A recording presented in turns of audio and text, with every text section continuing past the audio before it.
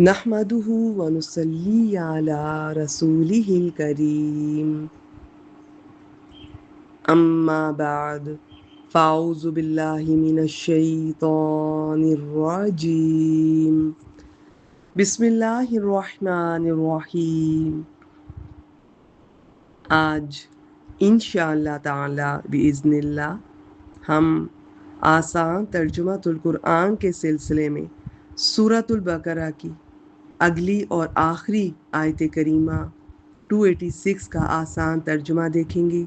اس کے ساتھ ہی آج ہمارا یہ سورۃ البقرہ کا آسان ترجمہ القرآن کورس مکمل ہو جائے گا انشاءاللہ تعالی۔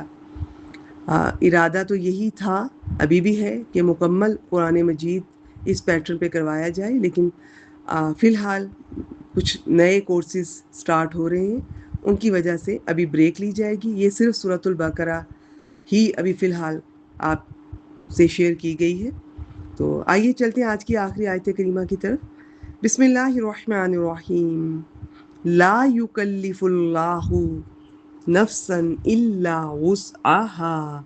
لا یکلف نہیں تکلیف دیتا اللہ نفسا کسی نفس کو الا مگر وسعها اس کی وسعت کے مطابق لہا اس کے لیے ہے، یعنی اس نفس کے لیے ما کا سبت جو اس نے کمائی کی، وعلیہا اور اس کے ذمے ہے، اس کے اوپر ہے مکتسبت مراد ایسے تو اس میں بھی جو اس نے کمایا، لیکن یہاں پر ابھی دیکھتے ہیں کہ ان دونوں میں کیا فرق ہے۔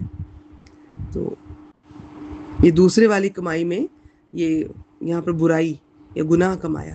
ربنا اے ہمارے رب، لا تواخذنا تو ہمارا مواخذہ نہ کرنا، ان نسینا اگر ہم بھول جائیں۔ نسیان سے یہ لفظ پہچانا جا رہا ہے، انسان بھی نسیان سے بنا ہے، یعنی انسان کے نام لفظ کا ایک مطلب یہ بھی ہے بھولنے والا۔ او یا اخطأنا یا ہم کوئی خطا کریں، ربنا اے ہمارے رب، ولا تحمل علینا اور تو ہم پر نہ ڈال، اسرن بوجھ۔ کیا مراد ہے اس سے ابھی دیکھتے ہیں انشاءاللہ تعالی۔ کما جیسا کہ حملتا ہو تو نے اسے ڈالا، الذین ان لوگوں پر جو من قبلینا ہم سے پہلے تھے۔ ربنا اے ہمارے رب، ولا تحملنا اور تو ہم پر نہ ڈال، تو ہم سے، اب اس میں بہتر ہے کہ اس کا ترجمہ کریں تو ہم سے نہ اٹھوا۔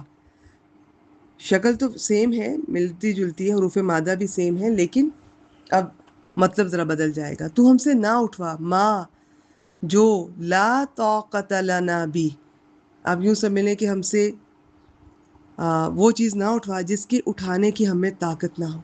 یہ خالی اتنا حصہ بھی آیت کا پڑھتے رہا کریں، عربی میں نہیں آتا، اردو میں۔ یا اللہ ہم پہ وہ بوجھ نہ ڈالنا جسے ہم نہیں اٹھا سکتے۔ تو بہت خوبصورت ہے، میں اس کا حق نہیں ادا کر سکتی چند منٹس کی ریکارڈنگ میں۔ وَاعْفُ عَنَّا اور اب مزید دعائیں کیا ہیں؟ اور ہم سے درگزر کر، وَاغْفِرْ لَنَا اور ہمیں بخش دے، وَارْحَمْنَا اور ہم پر رحم کر۔ ان تینوں کی تفصیلات ہیں، ان کی ڈیٹیلز ہیں، ان میں جو انشاءاللہ تعالیٰ میں اللہ نے توفیق دی تو کسی لائیو کلاس میں آپ سے میں شیئر کرنا چاہوں گی۔ انت مولانا تو ہمارا مولا ہے، اور مولا کے 21 سے زیادہ معنی ہے، تو یہاں پر آپ کہنے کہ مولا کا مولا کے ساتھ بھی ترجمہ کر سکتے ہیں، مالک کے ساتھ بھی۔ فنصرنا پس ہماری مدد کر، علی القوم الکافرین سو کافر لوگوں کے مقابلے میں ہماری مدد فرما۔ یہ پہلی سلائیڈ میں آپ سے شیئر کر رہی ہوں اس کی فضیلت اور اہمیت کے پیش نظر، اور اگلی سلائیڈ میں تھوڑا بیان کر دیتی ہوں۔ ایک تو اللہ تعالیٰ نے اپنے قانون سزا اور جزا کا کلیہ بیان فرما دیا، یعنی جو کام کسی انسان سے استطاعت سے بڑھ کر ہے ان پر انسان سے پوچھ نہیں ہوگی، پوچھ اس پر ہوگی جو انسان کے اختیار میں ہے، اس کی کیپیسٹی میں ہے، استطاعت میں۔ جہاں انسان مجبور ہو جائے گا وہاں گرفت نہیں ہوگی، مگر اس اختیار، اس استطاعت، اس قدرت کا فیصلہ انسان کو بہت نیک نیتی سے کرنا چاہیے، کیونکہ اللہ تعالیٰ دلوں کے راز تک جانتا ہے۔ انسان لوگوں کو دھوکہ دے سکتا ہے، اللہ کو دھوکہ نہیں دے سکتا۔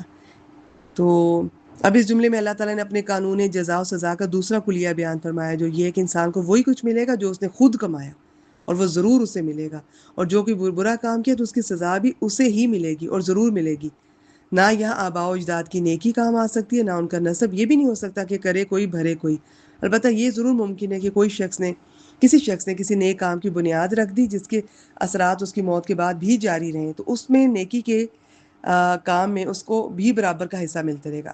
اسی طرح کسی شخص نے اگر برے کام کی بنیاد رکھی ہے تو اس کی موت کے بعد بھی اس کے اثرات جاری رہیں گے، اس کے بعد میں اس کو فالو کرنے والے اس گناہوں میں اس کا بھی حصہ شمار ہوگا۔